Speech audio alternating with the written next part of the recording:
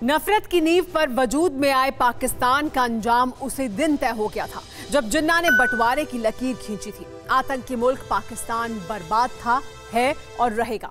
अब बात देश की करते हैं, देश की सियासत की करते हैं। बिहार में शानदार जीत से खुश असदुद्दीन ओवैसी बंगाल में चुनाव लड़ेंगे, ये आप जानते हैं। लेकिन क्या ममता बनर्जी की पार्टी के साथ गठबंधन करेंगे, ये जानना भी जरूरी है। इसलिए इस रिपोर्ट को गौर से देखिए।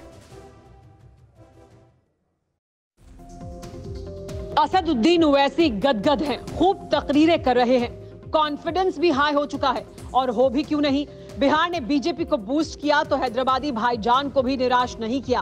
बिहार में 24 सीटों पर चुनाव लड़ा, 5 सीटें जीत ली, महागठबंधन का सत्ता का ख्वाब चूर चूर कर दिया।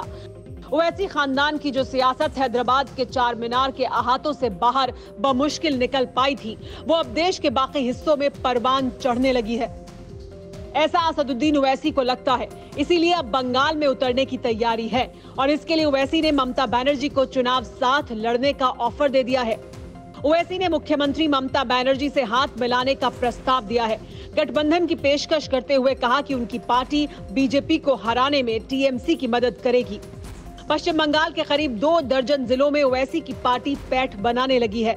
मुसलमानों की रहनुमाई का दावा करने वाले ओवैसी बंगाल के मुसलमानों को अपने पाले में करने के लिए कोई कसर नहीं छोड़ रहे हैं। बंगाल में अभी से अपने कैंडिडेट तलाशने लगे हैं। ममता के खिलाफ ताल ठोक कर मैदान में उतरने की बात कहते रहे हैं, लेकिन अब ममता बनर्जी के साथ मिलकर चुनाव लड़ना चाहते हैं। कोई खास वजह? खुद ओवैसी की पार्टी से सुनिए। हम भी पूरी ताकत से बीजेपी को हराने के लिए काम कर रहे हैं, लेकिन अब आपको ये सोचना है कि बीजेपी को हराने के लिए आपको क्या करना है।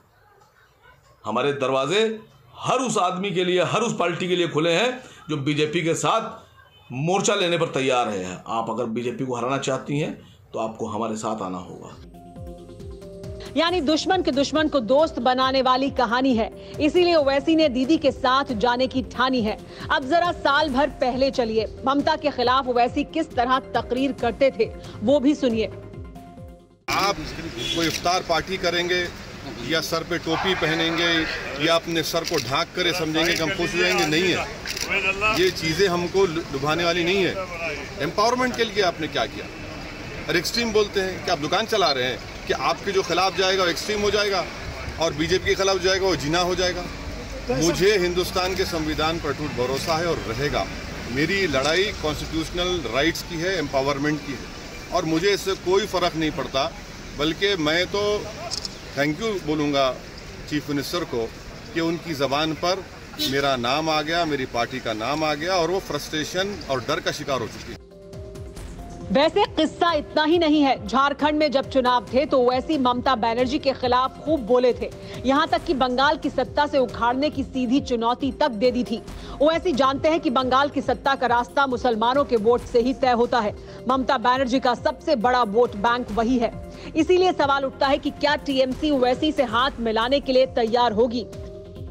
उनको जाना जाता कि वो वोट कटुआ पार्टी है। अमित शाह का निर्देश से वो काम करते हैं विरोधियों को वोट काटने के लिए। तो हमारे साथ उसको कोई समझौता नहीं है।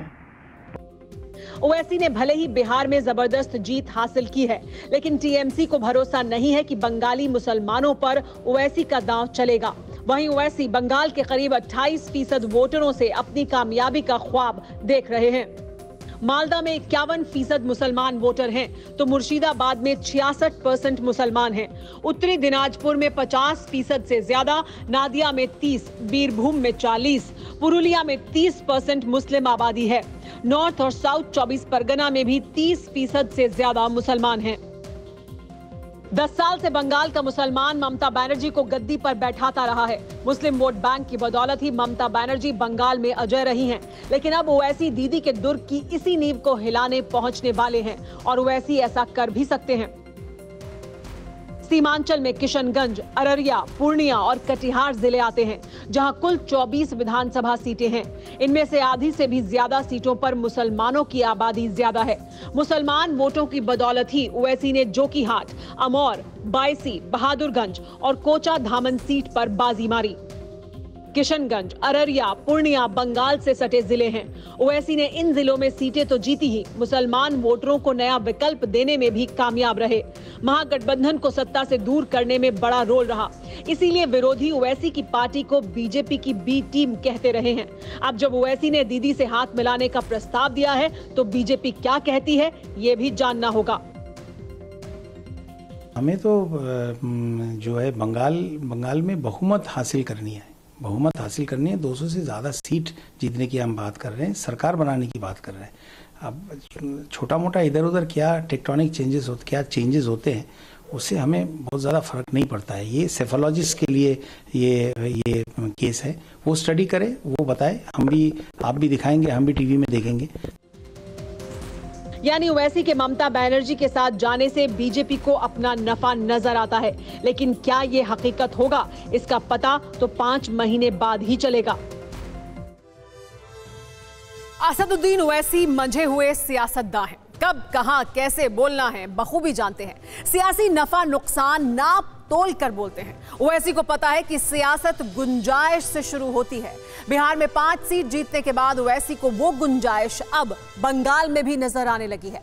नतीजा क्या निकलता है, ये गुंजाइश कहां तक कामयाब होती है, ये तो वक्त ही बताएगा। न्यूज़ टॉप 9 रोज सुबह 7 बजे और शाम 7 बजे सिर्फ TV9 भारतवर्ष पर।